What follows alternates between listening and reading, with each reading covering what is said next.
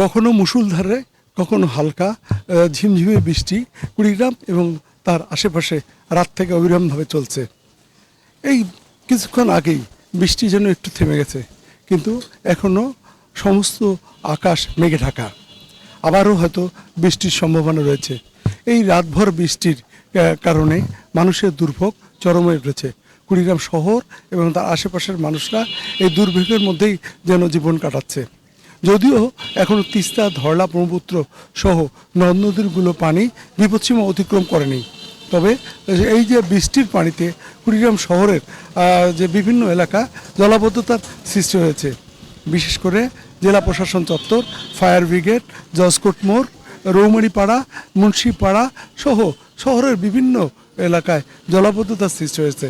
এতে যেন মানুষের দুর্ভোগ চরম আকার ধারণ করছে। বিশেষ করে গত কয়েক মাস থেকে কুড়িগ্রাম শহরের বিভিন্ন রাস্তার কাজ চলছে এবং যে রাস্তার যে খাল-খন্দর সৃষ্টি হয়েছে, এই খাল-খন্দরগুলোতে পানিতে ভর্তি হয়ে গেছে। মানুষ হাঁটা পর্যন্ত যাচ্ছে না, যানবাহন তো দূরের কথা।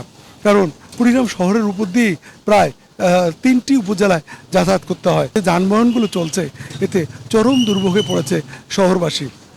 সেই সাথে এই বৃষ্টির কারণে শ্রমজীবী মানুষরা তারা কাজে যেতে পারছে না, তাদের কাজ এক প্রকার বন্ধ হয়ে গেছে।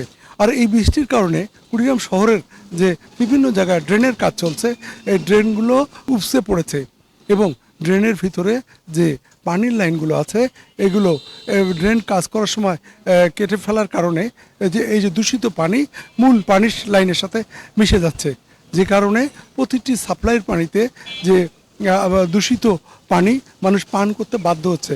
পানির গন্ধ এবং পানিতে কেঁচো, জোঁক সহ বিভিন্ন প্রাণী এখানে রয়েছে। স্থানীয় মানুষরা বলছে যে পানির অবস্থা, এতে পানি পান করা তো দূরের কথা, এর গন্ধে থাকা যায় না। আর বৃষ্টির কারণে যে অবস্থাটার সৃষ্টি হয়েছে, এটি আসলে মানুষের চরম দুর্ভোগে পড়েছে, যেন দেখার জন্য অনুরোধ করেছেন পৌর কর্তৃপক্ষ। রাজু মুস্তাফিজ, ৭১, কুড়িগ্রাম।